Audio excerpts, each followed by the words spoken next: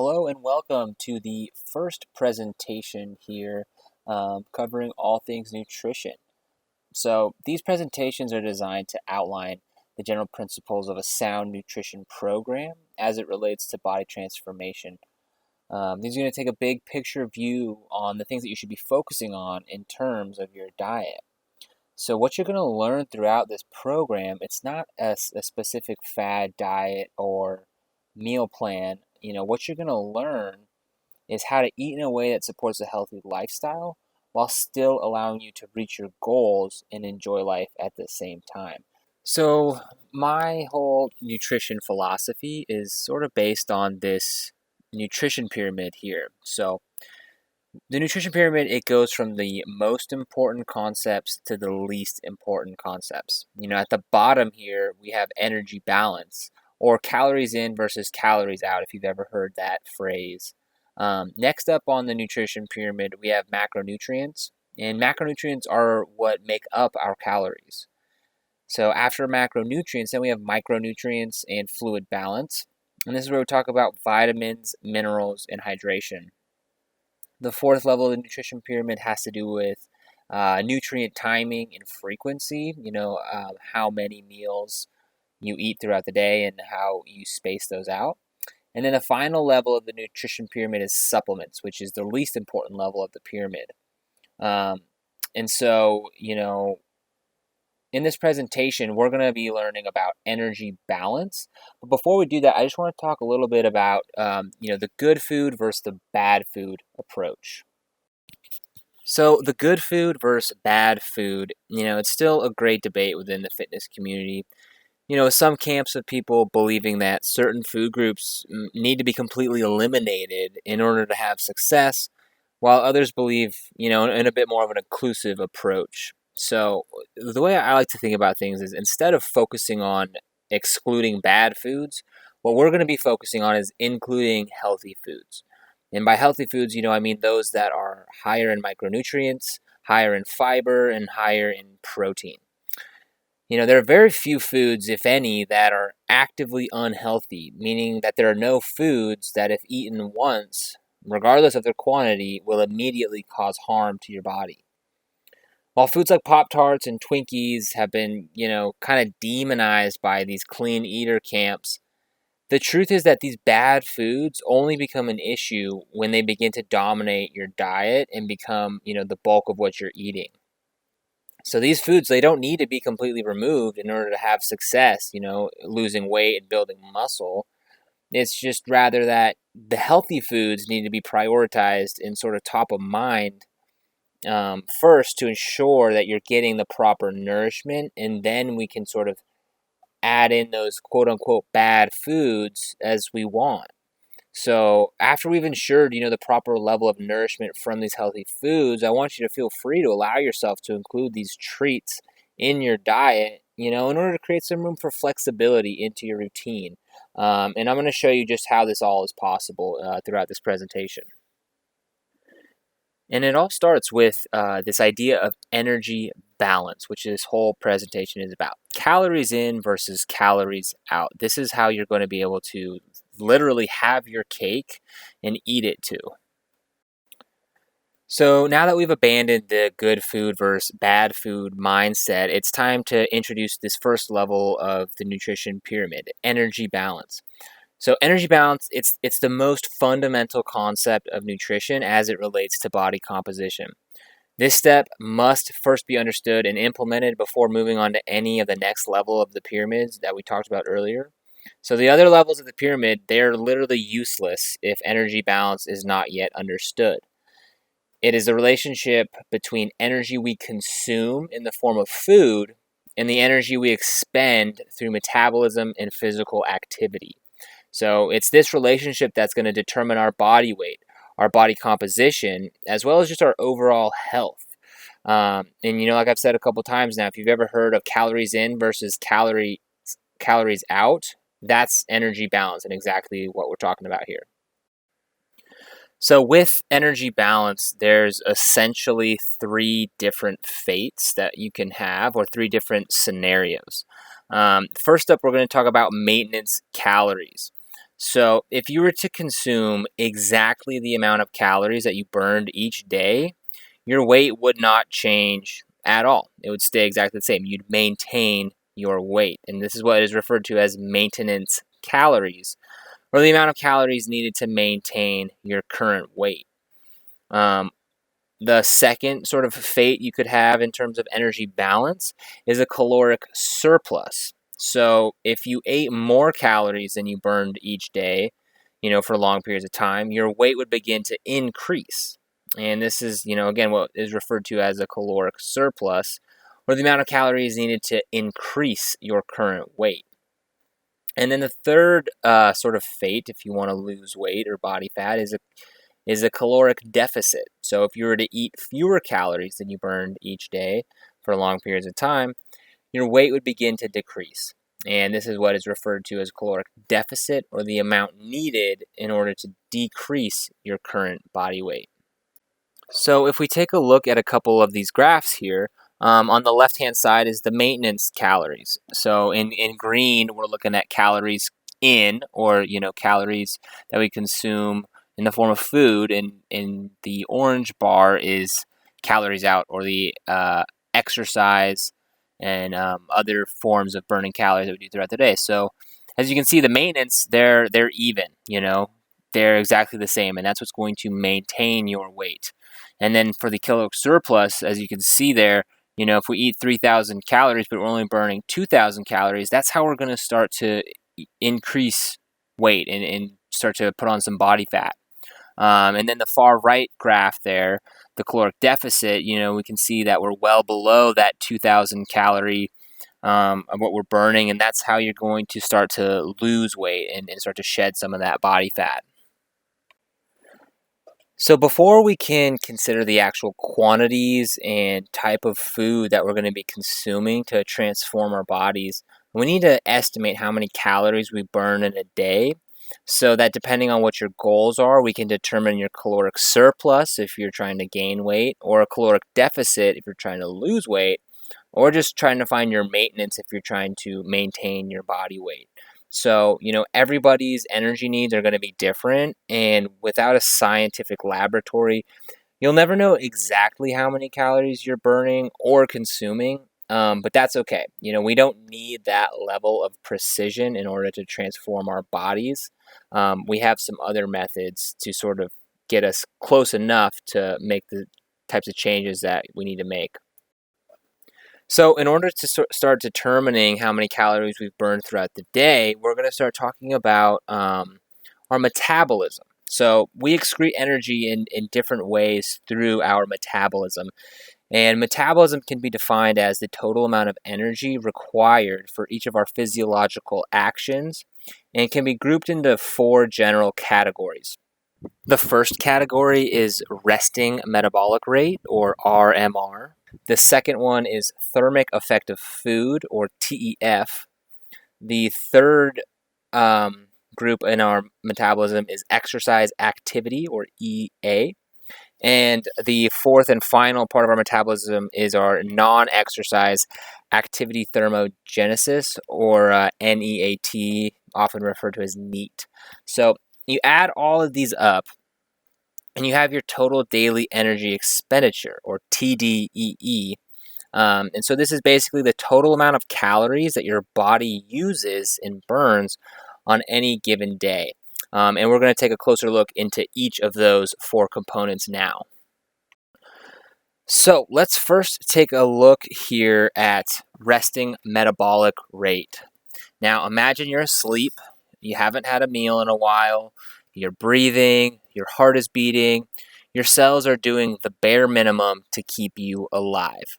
But you're not digesting, you're not moving, and you're not doing much else. This is what's going to be referred to as your resting metabolic rate, or your RMR. So the RMR is the minimum level of energy we need to use to maintain vital functions of the body. And RMR accounts for about 50 to 70% of the energy we consume each day. So just that number alone there is going to be the majority of the calories you burn throughout the day just to keep your body alive. Next up, we have the thermic effect of food. So digestion, absorption, and assimilation of ingested foods and nutrients, it's an active process, meaning that it takes energy to break down that energy. So the very act of eating food increases your metabolism and the amount of calories that you burn each day. How much our metabolic activity goes up depends on which macronutrients we eat. So proteins tend to have the highest thermic response, as it takes the body more energy to process them, while fats tend to have the lowest thermic response, and carbohydrates fall somewhere in the middle depending on what type of carbohydrates we're talking about. So the thermic effect of food is usually around 10% of the total daily energy expended. So you can kind of count on about 10% of the total amount of calories that you burn throughout the day comes from just digesting your food. And one way that we can sort of burn more calories is just to eat more protein. All right, so the next way in which our bodies can burn calories throughout each day is through exercise activity. Exercise activity, it's the energy used to perform purposeful exercise. So something like going for a run or lifting weights would be considered exercise activity. So under this category, we wouldn't really consider that just going for a walk or moving around the house. Something, set aside time for a specific exercise. So, of course, this component of daily energy expenditure, it's going to vary widely from person to person. So, for sedentary folks, this component of metabolism can make up, 10 to 15% or less of the total daily energy burned. However, for highly physically active people, it can be up to 30% or more, depending on, how intense and how long and how often their exercise is. So, depending on your goals, you might want to use this knowledge and adjust calories to match your physical output for that day. So that could look like slightly lowering calories on days that you aren't quite as active and slightly raising calories on days that you are more active in order to fuel those activities. So the fourth and final component of our metabolism here in the total daily energy expenditure is going to be non-exercise activity thermogenesis. So this is all the daily life movement that is not a deliberate exercise, such as, just moving around the home or workplace. Maybe you're on a phone call, pacing back and forth, or just fidgeting at your desk. The tapping of your foot under the desk, doing any housework, yard work, playing with the kids or pets in the yards, or, like this guy here is trying to carry all his groceries up in once. All that daily movement is going to be considered NEAT, or non-exercise activity thermogenesis. So for most people who don't have physically active jobs, NEAT contributes the least to their daily energy expenditure. But it's an important part of weight loss or weight gain, and it can vary a lot between people. And it can also be highly variable, or just it can change a lot how active you are, depending on how much you're currently eating. So, for example, someone who wants to gain weight, they start to increase their food intake, but they're struggling to gain weight. And this could be because more energy, for example, more food, that means more movement, more fidgeting, and just more random movements throughout the day. And these movements can burn calories that seriously add up over time.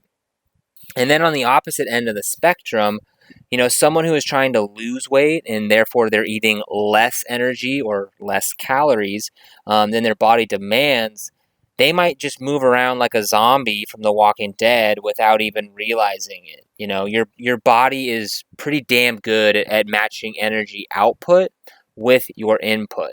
So we've covered the individual components of metabolism, and now let's see how they come together to make up your total daily energy expenditure, or the total amount of energy in the form of calories that you burn in a given day. So we started with the resting metabolic rate. and then we're going to add in exercise activity, non-exercise activity thermogenesis, and the thermic effect of food. And those, you add all those up, and that's going to be the total daily energy expenditure, or just the total amount of calories going out. And so, all these different components, they'll determine how much energy you burn throughout each day, and it'll help give us a starting point to make some decisions on how much food that you're going to consume based on your individual goals. So, in a perfect world, eating more calories than you burn would cause you to gain weight. And on the flip side, eating fewer calories than you burn would cause you to lose weight, right? It makes sense. But, there's a lot of other factors going on, such as, our individual environments, our genetic and our epigenetic expressions, our hormones, what we can actually digest and absorb, as well as other physiological and psychological stressors as well. So now this doesn't mean that energy in versus energy out equations don't apply to us. It just means that our bodies can't break the laws of thermodynamics. It just means that we might not know all the inputs or all the outputs. And that's why it's so important to have some form of tracking, so we can pinpoint, where the issue is and identify what needs to be done in order to keep progress moving towards your goals, whether they're weight loss, weight gain, muscle gain, etc. So if we consume more energy than we put out, that energy has to be stored somewhere. Carbohydrates' main storage form is glycogen, and it's stored primarily in muscles and in the liver.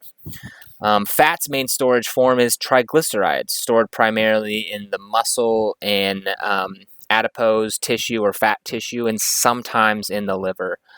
Protein, on the other hand, it doesn't quite get stored, but think of the body's amino acid pools and protein sources as a reserve of protein. So, when we're eating food and it's getting stored, we can gain mass as fat with triglyceride storage, or lean mass with carbohydrate storage, and muscle gain along with things like protein in the bone and connective tissue like that. So when we're gaining weight, lean mass in general is a type of weight that people want to put on. So our bodies will also, throughout life, in just different environments, there's different signals that our bodies will send for lean mass building, or different things that happen that will turn on that signal to tell your body, hey, it's time to build some lean mass. And some of those signals are puberty, exercise, pregnancy, anabolic hormones such as testosterone, some other nutritional supplements, or just other anabolic drugs. So, typically when people want to put on weight, they want to put on muscle. They don't want to put on fat, right? But, we can only build lean mass so fast. So if we eat much more, like way above what our bodies can keep up with, then we're going to gain a lot more fat with our lean mass. Now, on the flip side, when it comes to losing weight, when we consume less energy than our body demands over a prolonged period of time, our body turns to our stored nutrients, and ideally that's going to be our extra fat. And it does so to provide us with the energy that we need, and in the process we end up losing weight.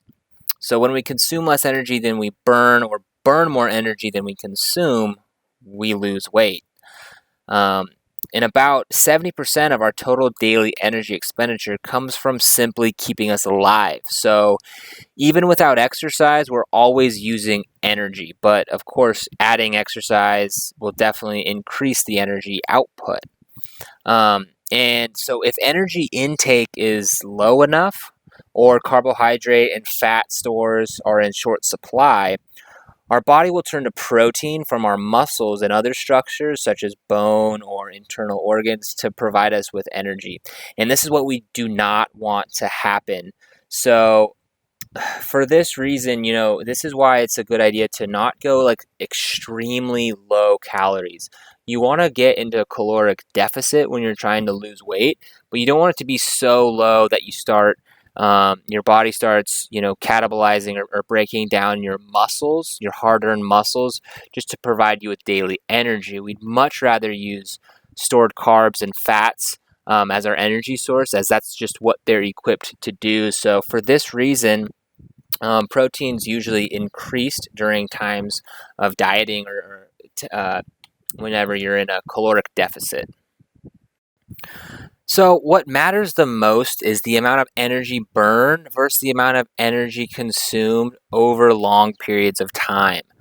Not just the energy balance of a single day, right? So no one got fat from eating a single donut or having a day where they just ate pizza, burgers, hot dogs, beer, just for one day. This is what happens over long periods of time. Just like no one got skinny from eating healthy for one day or eating a single salad, right? So what I want you to start thinking about is, it's time to play the long game, right? So your success is going to be dependent on consistency, not perfection. So just something I want you to start thinking about as we go on this journey together.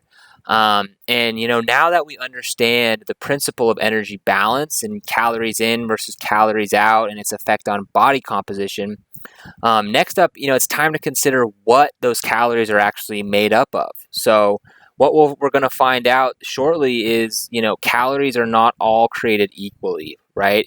It's not just about how many calories you consume, but also what kind of calories you consume.